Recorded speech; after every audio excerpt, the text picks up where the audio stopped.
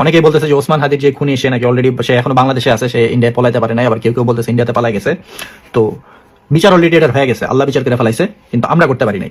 তো যে খুনি তারে আওয়ামী লীগও বাঁচায় রাখবে না, ইন্ডিয়া পাইলে ইন্ডিয়াও বাঁচায় রাখবে না, কারণ এটা একটা লস প্রজেক্ট তাদের জন্য। বাই চান্স যদি ধরা পড়ে তো ফাঁস হওয়ার চান্স থাকে। ওরা অলরেডি মারা মারা গুম করে ফেলাইছে, কিন্তু সমস্যা যে জায়গায় আমরা ধরতে পারি নাই, আমরা কিছু করতে পারি নাই।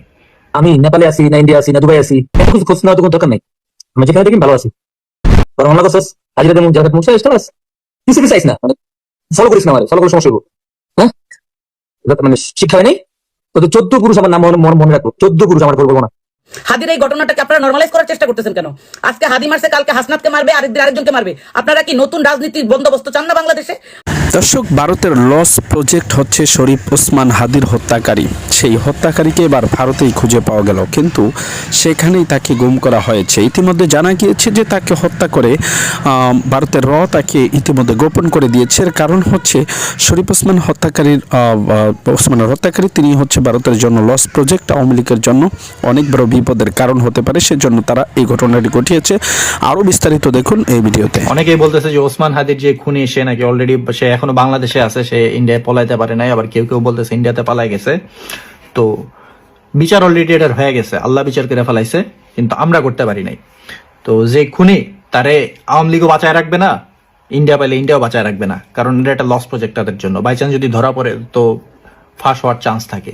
ওরা অলরেডি মারা মারা গুম করে ফেলাইছে, কিন্তু সমস্যা যে জায়গায় আমরা ধরতে পারি নাই, আমরা কিছু করতে পারি নাই। আমাদের যে অর্থ একটা উপদেষ্টা পরিষদ আছে, এটা দিয়ে কোনো কাজ হবে না, আমরা কিছু করতে পারি নাই। ঠিক আছে, ইন্ডিয়া কবে যে নাম ও কাছে নাই, আওয়ামী লীগ তো স্বীকারই করতেছে না, ওর কাছে না হাদি কেডা, ওই যে হালা বাঞ্চদের নাম জানে কি, নিজুম মজুমদার, ওই কয় হাদিকে তেয়া দীক্ষা যা হাদি কেডা। তোর হাদির জানা যায় যে কটা মানুষ হয়, ওই কটা ভোট নাই তোর সারা বাংলাদেশে। আল্লাহর পুতেরা, আমি নেপালে আছি না ইন্ডিয়া আছি না দুবাই আছি, এত কিছু খোঁজ নেওয়ার তো কোনো দরকার নেই।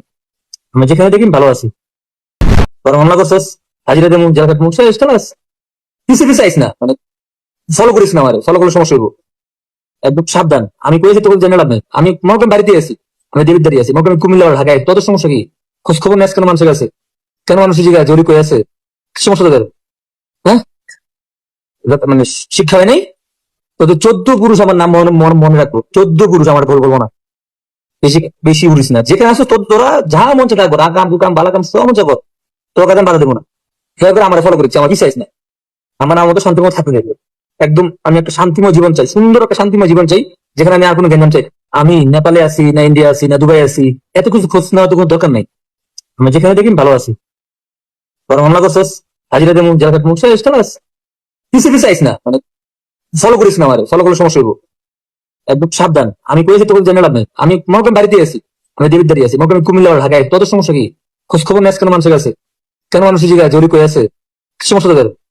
হ্যাঁ, মানে শিক্ষা হয় নাই তো। 14 পুরুষ আমার নাম মনে রাখবো, 14 পুরুষ আমার বলবো না। বেশি বেশি উড়িস না, যেখানে আসো তোরা যা মন চাই রাখবো, রাগ কাম কুকাম বালা কাম সব মন চাবো, তোর কাছে বাধা দেবো না। হাদির মৃত্যুটাকে নরমালাইজ করার জন্য কতগুলা শুয়োরের বাচ্চা ফেসবুকে আইসা বলতেছে, নাশকতা করতেছে, একজনের মৃত্যু হয়েছে, এটাকে পুঁজি করে এই করতেছে, বাল করতেছে, সাল করতেছে। শুয়োরের বাচ্চারা, বাংলাদেশে 54 বছর ধরে ভারতীয় আগ্রাসনের বিরুদ্ধে তোরা কি অবস্থান নিছ? বাংলাদেশে আমাদের ভাসানীর কালচারাল সেন্টার নাই কেন? শহীদ জিয়ার কালচারাল সেন্টার নাই কেন? খালেদা জিয়ার নাই কেন? বাংলাদেশে মুসলিম যে সমস্ত নেতারা ছিল তাদের কালচারাল সেন্টার কই? তোরা বালের ইন্দিরা গান্ধীর কালচারাল সেন্টার খুললা বইছস বাংলাদেশে। তোরা ছায়ানট বাল ছাল খুইলা বাংলাদেশের শাহবাগীদেরকে দিয়া এই দেশের আধিপত্য বিস্তার করা, এই দেশের মধ্যে বিস্তার করার জন্য তোরা সর্বোচ্চ কাজ করছস। তোরা ওগুলা চোখে দেখোস না? এগুলোর মব বলস। শেখ হাসিনা যে গত 17 বছর বাংলাদেশের মানুষের উপর দমন পীড়ন চালাইছিল, তার যে হেলমেট বাহিনী মানুষকে মারছিল, ওগুলা মব ছিল না? আমাদের যে শাপলা চত্বরে কোরআনের পাখিগুলারে মারছিল, ওগুলা মব ছিল না? আমাদের দেশে যখন সাধারণ জনগণকে রাস্তার মধ্যে পুলিশ সহ কুত্তার মতো পিটায় মারছে, ওগুলা মব ছিল না? জুলাই আন্দোলনে মানুষের দেয়ালে যখন পিঠ ঠেকে গেছে, মানুষ রাস্তায় নাইমা আসছে, এবং ওই আন্দোলনে পুলিশকে মাইরা গাছের আগায় ঝুলাইয়া থুইছে মানুষ। কতটা বিক্ষুব্ধ জনগণ ছিল। হাদির এই ঘটনাটাকে আপনারা নর্মালাইজ করার চেষ্টা করতেছেন কেন? আজকে হাদি মারছে, কালকে হাসনাতকে মারবে, আরেকদিন আরেকজনকে মারবে। আপনারা কি নতুন রাজনীতির বন্দোবস্ত চান না বাংলাদেশে? বা এই যে নতুন প্রজন্মের ছেলেগুলা বাংলাদেশের রাজনীতিকে সামনে নিয়ে যাক, এটা চান না? ভারতীয় আগ্রাসনের বিরুদ্ধে মানুষ কথা বলুক, এটা আপনারা চান না? আপনারা কি চান? ক্ষমতার অদল বদল কইরা আপনারা সেই হালুয়া রুটি খাইবেন, আর হাজার হাজার মানুষ কয় বছর পর পর বাংলাদেশে গণ অভ্যুত্থান ঘটাবে, আর আপনারা সেই বিপ্লবের বাটার খাবেন। এই বাংলাদেশের রাজনীতি। আজকে যারা প্রথম আলোর পক্ষে দাঁড়ায় গেছে, এদের প্রত্যেককে চিনি সোশ্যাল মিডিয়াতে। এক একটা শুয়োরের বাচ্চা মুখ দিয়া বলবে বাংলাদেশে ইসলাম চাই, বাংলাদেশে জাতীয়তাবাদ চাই। এই শুয়োরের বাচ্চাগুলাই রাতের অন্ধকারে গিয়া ওই ইস্কনের মধ্যে গিয়া বৈশা বৈশা চা রুটি খায়, ইস্কনকে প্যাট্রোনাইজ করে, প্রমোট করে। আজকে যারা বাংলাদেশে হাদির পাশে দাঁড়াইবো না, এই এক একটা হচ্ছে ভারতীয় দালাল। এই রাক্ষসদেরকে বাংলাদেশের মানুষের প্রতিহত করার সময় আসছে এখন। এগুলারে যারা মব বলবে, এগুলারে মাইরা এদেরকে জেলখানায় ঢুকাইতে হবে। এরা হচ্ছে আসল ক্রিমিনাল। বাংলাদেশে একটা নেতাকে গুলি করে মাইরা ফেললো, এখন পর্যন্ত 1 সপ্তাহ হয়ে গেছে, একটা আসামি ধরতে পারে না। আসামির ভাই বোন 14 গোষ্ঠী দইরা এখানে আপনার ওই যে মাসুদ রান্নার গল্প বানাইতেছে বাংলাদেশের আইন শৃঙ্খলা বাহিনী। আর মজার ব্যাপার হচ্ছে বাংলাদেশের গোয়েন্দা সংস্থা এই যে বিভিন্ন লোকজন ফেসবুকে স্ট্যাটাস দিচ্ছে, এগুলাকে কি ভিত্তি করে বাংলাদেশের মানুষকে আপনার ইনফরমেশন নিতে হয় কেন? আমাদের এত এত আইন শৃঙ্খলা বাহিনী, এত এত গোয়েন্দা সংস্থা, এরা একটা আসামি ধরতে পারে না এখন পর্যন্ত। মব বলতে আসছে। এই প্রথম আলো জনাব তারেক রহমানের বিরুদ্ধে মিথ্যাচার করে নাই? করছে তো। তোরা আবার তার পক্ষে দাঁড়াস কিভাবে? জানোয়ারের বাচ্চারা। হাদির মৃত্যুটাকে নর্মালাইজ করা যাবে না। বিপ্লবের বাকি অংশ শেষ করতে হবে। ভারতীয় আগ্রাসন, এই ফেসিস্ট কালচারাল ফেসিস্টদেরকে বাংলাদেশ থেকে বিতাড়িত করতে হবে। একই সাথে ইলেকট্রনিক মিডিয়ার যে সংবাদ মাধ্যমের যে সমস্ত ফেসিস্ট আছে, তাদের বিরুদ্ধে দাঁড়াইতে হবে। আপনি রাজনীতি করার জন্য শুধু রাজনীতি না, এই দেশের সার্বভৌমত্ব, এই দেশের মাটি, এ দেশের গণতন্ত্র, এ দেশের জাতীয়তাবাদ, ইসলামী মূল্যবোধ এখন কথা বলে। এদের পক্ষে থাকতে হবে আমাদেরকে। আমরা কোনো লেজুর ভিত্তিক রাজনীতির পক্ষে থাকবো না। এটাই আমাদের ইমানি পরীক্ষা। ধন্যবাদ সবাইকে, ভালো থাকবেন।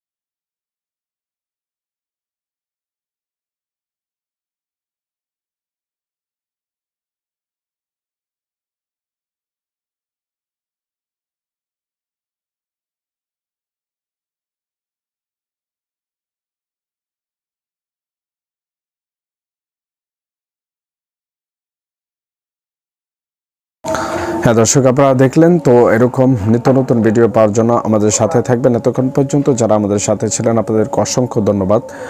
আর যারা পরবর্তীতে আমাদের সাথে যুক্ত হতে চান কিংবা আমাদের প্রত্যেক মুহূর্তে